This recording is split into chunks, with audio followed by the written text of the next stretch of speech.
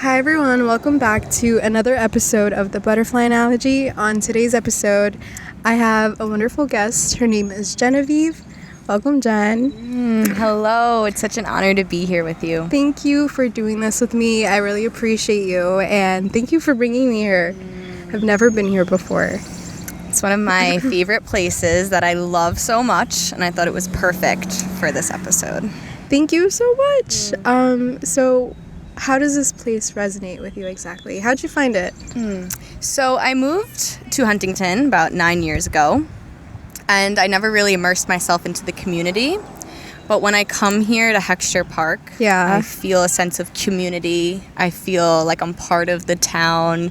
I get to just witness the kids playing and people bird watching, and I enjoy dancing here. That's right, you're a flow dancer. Yes. Oh my gosh, I actually attended one of your ceremonies, and it was amazing, by the way. Like, the experience was beautiful because I went with my aunt and my cousin, and when I was flowing with my cousin, we actually connected without, like, speaking, which I had never experienced before. It was just like, yeah, you know what I mean? It was just the body movement, and I felt so vulnerable in her space, and I just felt like she opened up to me in a different way. That experience was so euphoric. It was. Yeah, movement is truly medicine, and that's what you were both feeling. You were like exchanging your medicine through communicating by just your bodies. Wow. It was magical to witness that. Yeah, it definitely was. It really was amazing. And it was magical to be in your space and like to see like the passion and the love you put into what you do into your craft, you know? And you actually did a Red Women's Tent. Did I say that correctly? So the Red Tent Women's Immersion 2-day retreat. That's beautiful. How was the experience of like hosting it, being a part of it? It was truly incredible to be fully immersed in sisterhood for 2 days, and I've never co-facilitated an event like that before, especially 2 days amongst 4 beautiful, powerful goddesses. It was truly an honor, and to have 12 women join us for those both 2 days, and just to share space and be so vulnerable with one of another, I was able to truly feel the connection and how important it is for sisterhood. Yeah. And to have these safe spaces to just be supportive and and heal together. And that's amazing because today's topic or main topic that I really want to get into is love and the different ideas of what it is. And I know, at least I can imagine for you, it's centered around sisterhood and friendships, you know. So I wanted to kind of ask you, you know, what is your perspective on love? I love love. Love to me is connection. It's support, compassion. It's vulnerability. Of course, yeah. And to me, love doesn't have to be with just one person. It doesn't have to be this intimate relationship with another person. You can find love within a stranger. You can find love within a tree, with a duck, just by admiring the beauty and being completely in the present moment. Of course, yeah. With your heart open, and especially with another human being, with that connection and like holding space, opening your heart, giving someone a hug. You're exchanging that energy with someone. And it feels warm. Yeah, it does. Like, I feel so warm with you right now. I love you. Love you. Oh my gosh. But yes, like I love holding space for people. And that's what I built this podcast on, which was I want to be able to hold space for others because in turn it helps me hold space for myself. And I've never really held space for my own negative emotions sometimes. And we talked about this before we actually recorded. Because it's hard for me to share with someone and not be perfect for them. You know what I mean? Why do I want to cry? Okay. All is welcome. Yes. We're 4 minutes in. I admire that about you. How strong you are when you hold space for someone, how present. Like I was saying before, I really admire that, and I feel safe around you. Even just before we recorded, I expressed something so vulnerable to you in the middle of the park. Yeah. And it just felt so right. I feel so supported and loved just by looking in your eyes and your smile. Thank you. And you truly make me feel the same way too. You know, it's hard for me to share about how I feel with other people because, of course, you know, it goes with that whole perfection thing where it's like I want to be seen as put together. And it's been hard for me to kind of share openly that I am not put together, you know, because growing up it was always, you're the oldest, you're supposed to be able to like show the little ones, make them proud basically. So you holding space for me to just be myself is really, really beautiful. And I really appreciate that. You have no idea. I really do. Much love. I'm really glad that you mentioned that because the truth is no one has it all together. And someone said recently, I'm everything but nothing at the same time. Wow, that's And powerful. I love that. Yeah. Because we're all just trying to figure life out. And one of my favorite quotes from Ram Dass is, we're all walking each other home. We're all trying to figure out life and our passions, what makes us happy, how to live, how to survive. Yeah. That people who seem put together all the time and perfect are not, as we know. Yeah. And that's when they need the love the most, honestly. Of course, yes. So when another person is vulnerable and can express their emotions and the dark parts of your life, the negative parts, that creates space for another person to express what they're feeling. Yeah. And that's what happened last weekend at the Women's Immersion Red 10 event. One person just opened up the space for sharing something so vulnerable that every other woman was able to open that part of their hearts, including me. And I was holding space, I was co-facilitating, and it was just so amazing to break down and cry my eyes out. Yeah. And not even be able to breathe at one point. Honestly, my Yes. friend had to hit me in the back. My throat chakra was blocked. It was literally blocked. Yeah. And it felt so good to just express something and show that no one's 100% healed. That's a lie. That's toxic positivity, toxic spirituality. Things are coming up. You know, we can be triggered at any moment and it's okay to feel it. That's actually so healthy. Yeah. And then being fully supported by the people that you're expressing to, that's love to me. Yeah. And, you know, it's hard for me to express that I'm triggered because that to me means, or at least it translates as like, what am I trying to say? Like it's negative and you shouldn't be feeling this way. And them triggering you, like obviously I have to figure it out, but you just gotta let it go. And sometimes you can't do that. You have to let yourself process it because if you don't process it, you'll just repress it and it never goes away. You know what I mean? Yeah, I know exactly what you're saying because some people, especially, you know, just in society, they think if that you're triggered, you're weak. Yes. I feel like that's what you were exactly what I was trying to say, yes. And I think it's the complete opposite because I think it's so strong for you to even know what triggers you because people react to things and they have no idea why they feel this way or why they're reacting that way to somebody. Yeah. It's because they're triggered and we spend our whole lives figuring out why we're triggered. Yeah. And that's okay. There's so many traumatic things occurring in this lifetime and generational trauma that's not ours personally, that has been passed down to us. So it's so strong to know that you're affected by something. Yeah, because then you can vocalize it and heal from it. Yeah.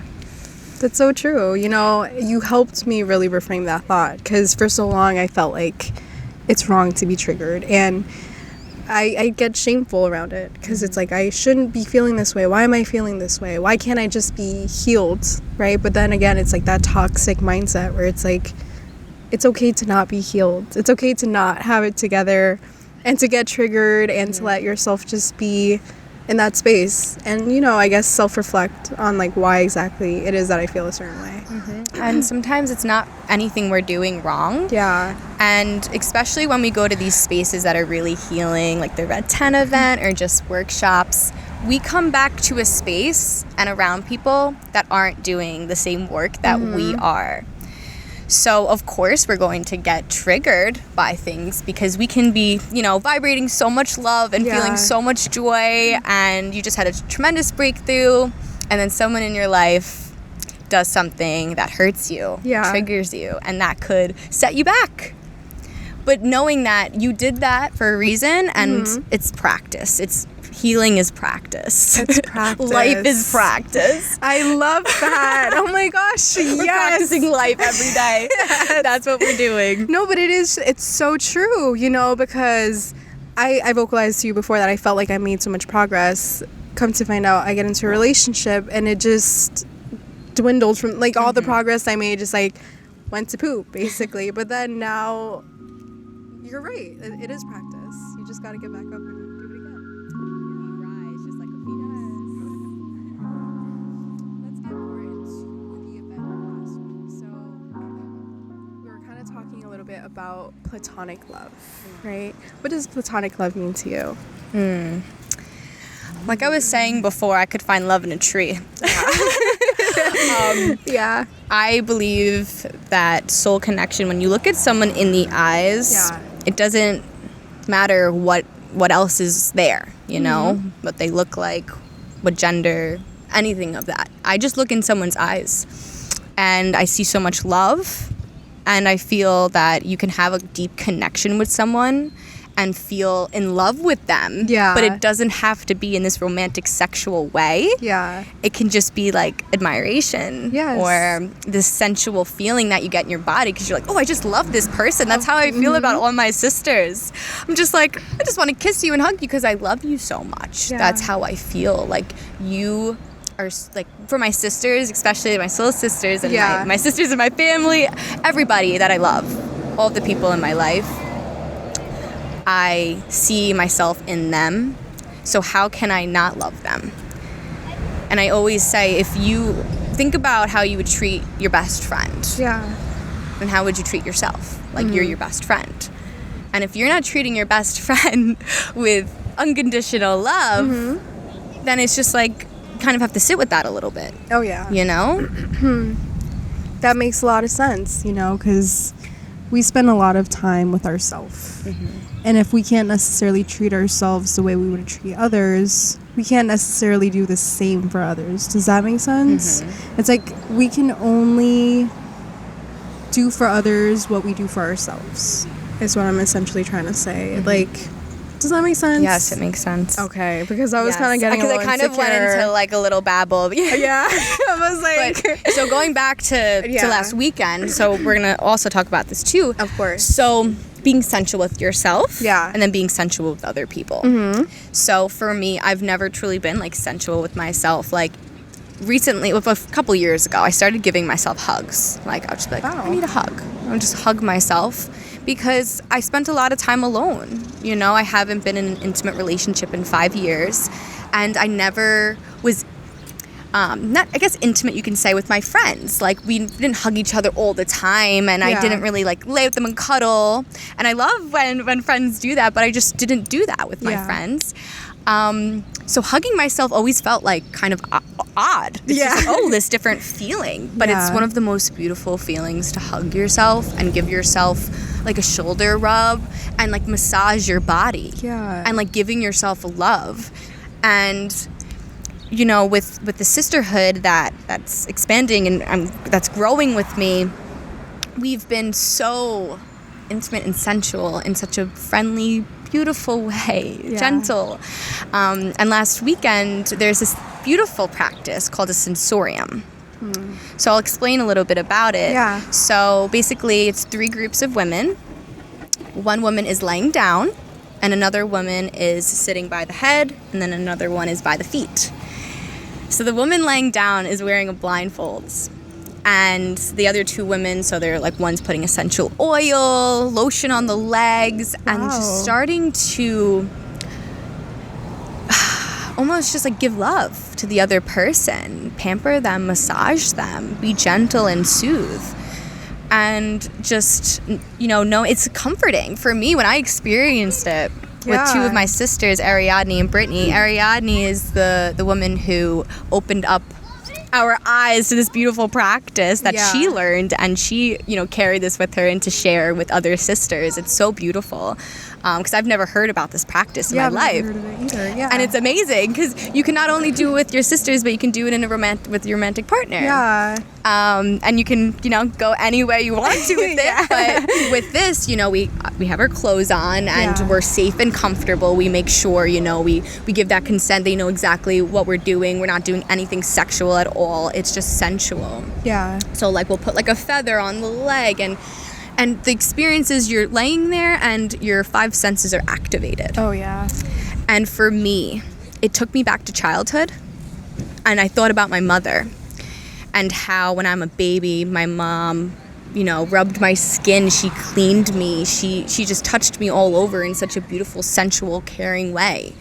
And I haven't felt that way. You know, my mom doesn't bathe me anymore. Yeah. Maybe she should. I don't know. And I felt like I was a baby again, and I was just being loved on and taken care of. Exactly. Taken care of. That's exactly what people need right now. Everybody wants to be taken care of. And like if everybody engages in this where it's like we just offer that love like so genuinely and just like are open about like platonic intimacy, everybody could feel cared for. And I think that's missing in today's age. Yeah. And you know, this past weekend, all the women who came, they opened their hearts to this experience, even if they felt uncomfortable or a little intimidated by it, because you're completely surrendering to this experience and being vulnerable and being touched in this different way. Yeah. And to me, it opens my eyes to be like, wow, how this seems so rare or weird or, you know, like unheard of. Yeah. When it's just basic human connection, and that's love to me. Like having my friend just rub my shoulder. Like, I'm here, I see you. And you're holding me, and then my energy is going on to you. Exactly. And I'm vibrating love. So then you give me that love back. And love to me is not expecting anything back either. Exactly. You know, I can give you a full-blown massage because you know what, I felt like you needed it.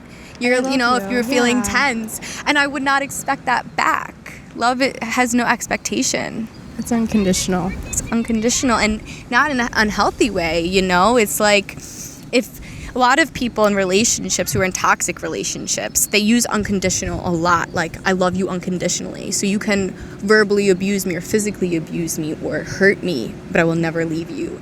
And that's where, like, I draw that line of you are not respecting my soul and my highest self if you are hurting me.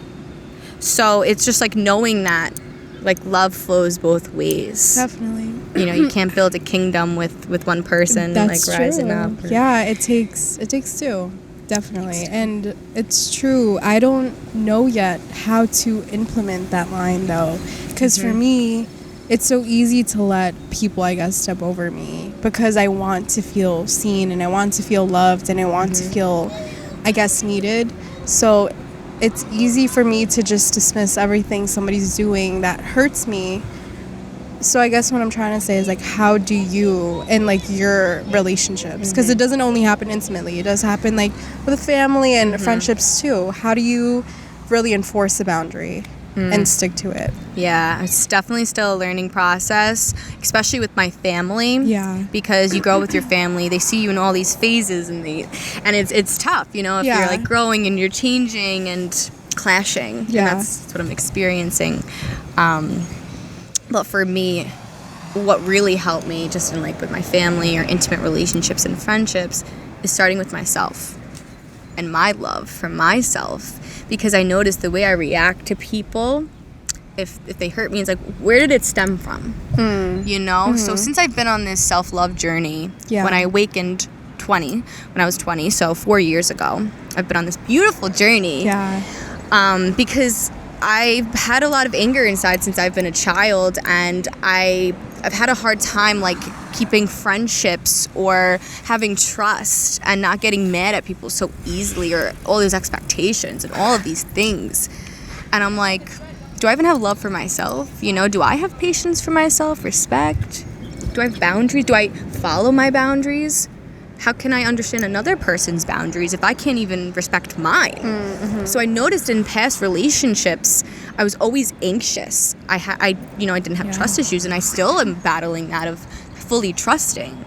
But as I trust myself more and more, I even told you before, I rather love than not love at all, because I trust my journey and I trust my path, that if I open myself up to somebody and they're still healing in their way, then I just have to understand that, because I'm on my journey too. I'm trying to figure things out. I don't think I'm going on a tangent now. But. No, it makes sense though. I guess what you're trying to say, it's just really being aware of where you are on your personal journey and how that affects everything, and also being accepting of the other person's journey as well. Yes. And that's like having boundaries, because exactly. For me, even if, let's say, I was talking with someone and then I realize that I'm not fully ready, or that's not the person I think I want to be with. Yeah. And it's like following my truth, or maybe I'm really attracted to them. I think they're awesome, but I know I'm getting triggered already and I see red flags. Yeah. So why am I, so if I stayed or if I continued, I would put my anxiety or assumptions or maybe doubts or whatever that will affect my relationship with that person. Maybe not in that moment, maybe for a few weeks or months. It just won't go away. Maybe, things can change, but if you're feeling triggered or down, or if someone's already putting you down when you just met them, that's not like, that doesn't mean that they're your soul person. And I was telling you a little bit about that before, that you can love so many people. I believe there's so many soulmates. You're my soulmate. You're my soulmate too. Yes. And we can be so attracted to someone. We can love who they are, what they do in this life. But there's things that you feel off about. Maybe there's some things that they say. It's okay. It happens. And then you realize, like, oh, is this person really for me? Like, is this gonna help me grow? Or, or am I going back into my old habits, old patterns? Am I just loving on them because this is what I'm used to, because it's comfortable? And recently, as I stepped into my power, I have released myself. It's nice when you can have, like, okay, I did this myself. Like, I ended this. It's hard when it just happens. But when I have that intuition, like, you know what? I need to reevaluate this. I need to take a step back, because right now I am putting my rose-colored glasses on and I am just in love with this person. And when I take a moment, sit with myself, maybe I'm dancing, doing yoga, writing, whatever that is, I need to channel what I'm feeling. Because especially in society, we go so fast. Yeah. We just jump and go. We don't stop and think and sit with ourselves. Of course, yeah. And listen to our hearts. And when we do, we can be like, oh, am I just like really like into this right now and I'm not even seeing the truth? Yep. Like maybe your friend can see it before you, probably. That's true. I was struggling with letting go of someone that I knew wasn't good for me, because for some reason I thought I could change like the outcome of whatever it was, but then me finally making the decision to like really walk away and just take time to like really see what was going on. Like, I took a trip to El Salvador. Luckily I'm in a financial state where I could do that, to kind of like seek solitude and kind of realize what was happening. But it was really in that moment I realized I was just attracted sexually to this person. And not only was I attracted sexually, he kind of replayed my childhood dynamic with my parents. So in that moment, it was hard to acknowledge that I was playing a part in my own pain, because I was choosing to stay with someone that I knew wasn't okay for me. But like you said, like really sitting with yourself makes you realize, hey, like this is not okay. Like what's happening is not okay. It doesn't mean that he's a bad person. He's just going through his own struggles, and we're just not aligning in the way we're supposed to. And it's time to let go. Yeah. Letting go. And letting go of attachment. I definitely have had so many attachment issues to men. especially just wanting to be seen and be acknowledged and be loved and be wanted. And I always had this, like, I'm going to save this person. Yeah. I'm going to help them. And because growing up when I was a teenager, I dealt with, depression and anxiety and feeling alone. And I just meet growing up, I've met so many men who were feeling the same way as me because our energy attracts. Yep. Right. Your energy that you're giving out. So that just kept on occurring over and over again. And I was like, why is this happening? And I knew right away the signs, but I just needed to help. It's my duty. I can't just let go. I can't ignore people who are hurting. Like, I've just always been that way. But knowing your boundaries. And it really opened my eyes to boundaries like last year. Honestly, and it's happened in sisterhood, being in circles with women and just really understanding what boundaries mean and that we're allowed to speak our boundary. And because a lot of women just in society, we're submissive, or we feel like we need to be submissive, and men expect us to be submissive. And if we question them or if we reject them, we feel like we're being a bad person. Yep.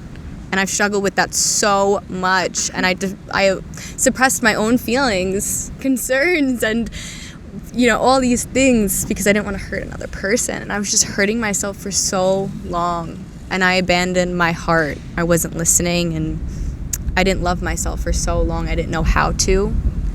And we're also told in society that, like, you're being conceited, you're cocky, whatever, and you're bragging if you love yourself, or if you say out loud, like, I love myself, I love everything, I'm beautiful.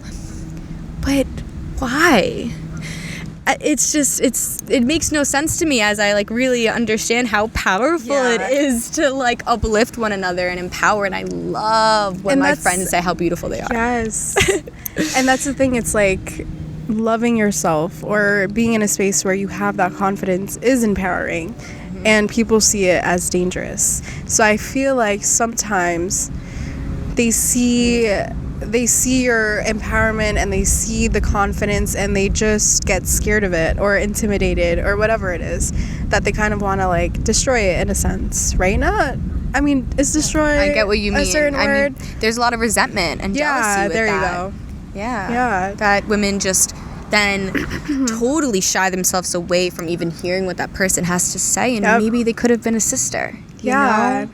But there's so much insecurity, in comparison. Exactly. There's like too much comparison. And this like self-love journey for you, has it kind of helped with eliminating comparison? Because that's something I personally struggle with.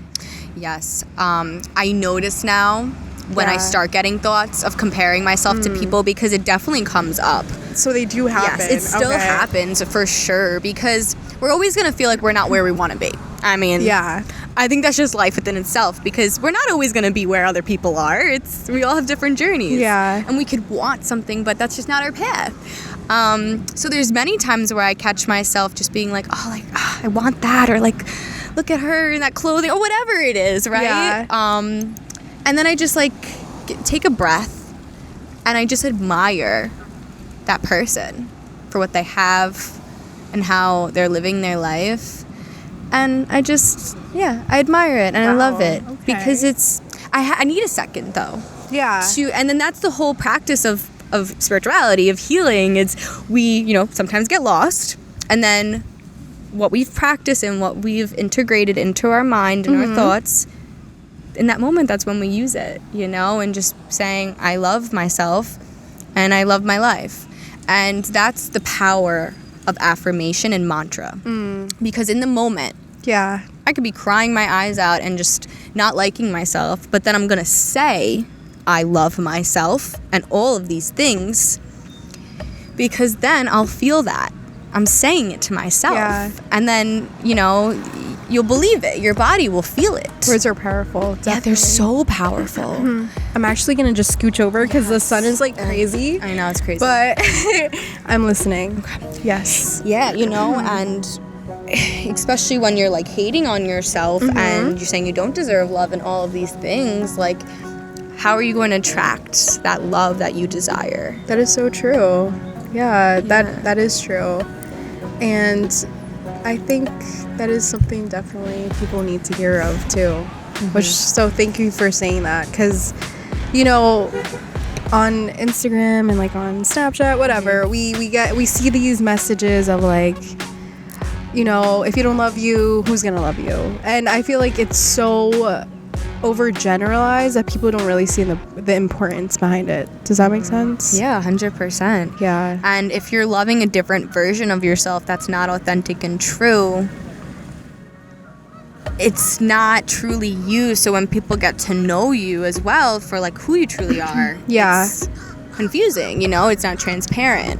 So when we live in our truth and we live with love and like who we are, whatever it is, whatever we look like, and just surrendering to it, because this is our body, this is our life, this is, things happened. I went through things and here I am now. And my favorite thing that I say to myself is every day is an opportunity for love and transformation. Wow. Every day. I love that. Yeah. Is another day for an opportunity to love yourself or to love someone deeper in your life. Wow. That's beautiful. Jen, you are giving us so many keys, so many. Wait, what does DJ Khaled say? He says like, what does he say? Another one, yeah. You know what I mean? Yeah, but you're so right. And I just want to thank you for expressing all this, like, all these beliefs around, like, your personal journey and your you know, your journey on self-love, because it definitely helps me personally, and it might help anybody else that might listen to this. It helps me too. Just sharing this and remembering. I love you. I can't say that enough. I can't. I really can't. And I do want to mention before when we had that eye gazing exercise. Oh my God, yes. Looking into your eyes, I truly see myself. I don't know, the brown eyes too, and your face and everything. And it's again like we're a reflection of each other. And having moments like that more with the people in your life, like taking a moment to just look into their eyes, or the next time you have an intimate conversation with someone or anything, like holding space for someone, your friends expressing something, or your mother, whoever it is. Look at them in the eyes when they're speaking deeply, because that shows them that you're there for them, that you're fully supporting them, and that you love them. You're hearing them. And you don't need to verbally say that all the time for people to know that. Exactly. And like that's powerful to me. That's love. Eye gazing, eye connection, touch. I love touch. I really touch. Do. Like I'm always like I feel so much love when you touch me. And I feel like people kind of get like weirded out around it, but I just love touching people, not in a weird way. It's not like, oh my gosh, I'm gonna be all up on you. It's just like it adds intimacy, because if I touch you, it's like I'm connecting with you. You know what I mean? And I do it with all my friends all the time. Like the other day I was cuddling with my friend Jennifer, and I'm just like, can you just like hold me? Can we just like cuddle?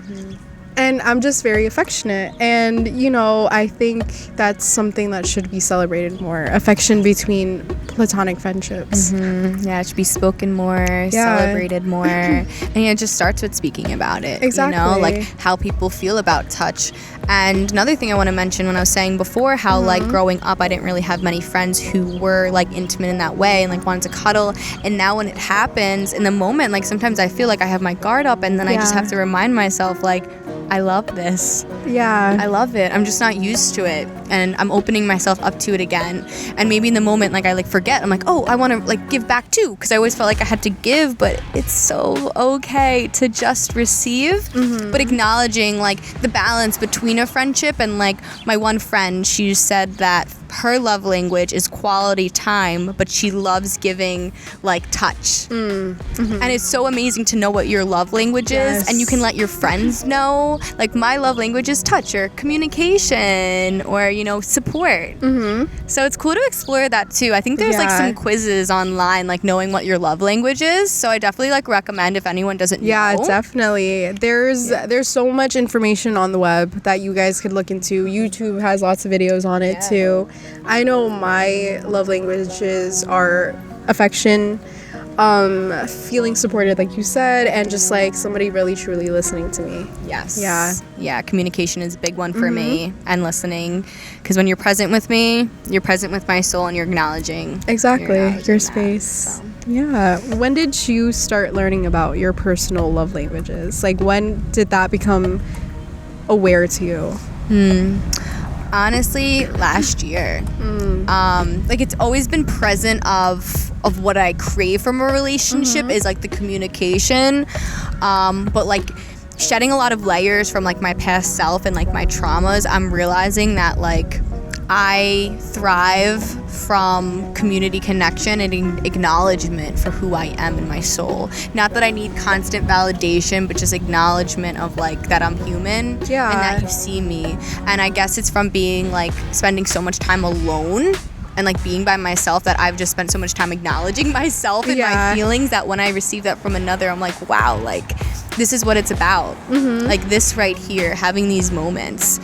And it's so healing for me. So that's really where it started, and just it started from just putting myself out there and going to events and being comfortable with being uncomfortable, and opening myself up to complete strangers, and like doing the eye gazing exercise with a stranger that I don't even know, and I'm like, wow, I love you. I don't even know you. We didn't even talk after this, but like you shared that moment. It's like you saw me more than someone who I known for my whole life saw me. Like it's so powerful. I love that. And I ask you, like, how you finally came to terms with it, because I feel like a lot of people still don't know their own personal love languages, and they stay in like unfulfilling friendships or unfulfilling relationships, not really knowing why they feel unfulfilled. So it definitely helps that we talk about it and kind of guide people through that too. But you're right, it's like sometimes you connect with a stranger and you share so much with them in such a limited amount of time, and like those closest to you don't even realize like who you really are, and that's mind-boggling to me too. It's sometimes I feel that I'm almost more comfortable sharing something so vulnerable with people that I've just met or don't even know than people who've known me my whole life. Exactly. Because it's scary to be seen, or because you feel like you have to uphold a persona or whatever. But I just try to live my life without that mask, without a mask, and just be completely vulnerable and just accepting that and loving it, you know. And there's many other things that have helped me get here. Maybe we can say it in another episode one day, especially like plant medicine, of course. Yes, I would love that. And just like all of these other spiritual practices that have opened me up. And it's a journey. It's a lifelong journey of self-love. And I know that just as I continue to grow, I will continue to crack open. You will. To unconditional love. And you're already radiating. Trust me. Thank you again for having this conversation with me. I think this is a great place to start. Jen, do you have any socials you want to share with us? Yes. Please stay connected with me. Like we were saying, I am a therapeutic dance movement facilitator, and I also guide intuitive art classes, and which was amazing, by the way. I actually attended one. Yes, journey dance facilitator. Yes, please do. And there's so many different events happening in the community, and we just want to continue to expand and grow and just heal together. That's what it's all about. I'm actually part of a collective with my soul family. We're called Sacred Earth Alchemists, and that's our Instagram, Sacred Earth Alchemists. We host gatherings. My personal is Embodied Soul Flower, and I'm also a clay artist. I'm wearing one of my necklaces, and my yoni necklace, actually. I love it, by the way. It's radiating all my love. That's my art page, Zen Rose Creations. I'll make sure to link everything in the description box, so make sure to check her out, guys. But until then, stay beautiful. Bye. Stay true. I love that. I was about to kiss the microphone.